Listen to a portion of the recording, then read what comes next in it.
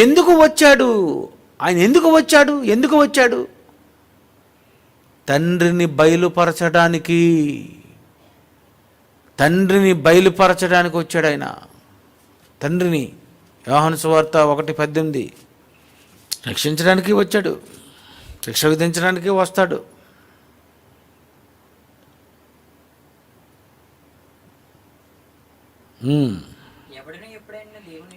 ఎవడును ఎప్పుడును దేవుని చూడలేదు. చూసారా?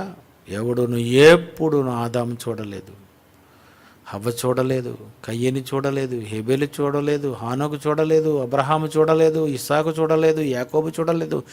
ఎవడును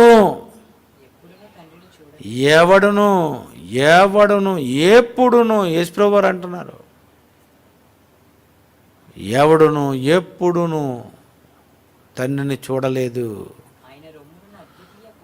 ఆయన రొమ్మునున్న అద్వితీయ కుమారుడే ఆయనను బయలుపరచెను.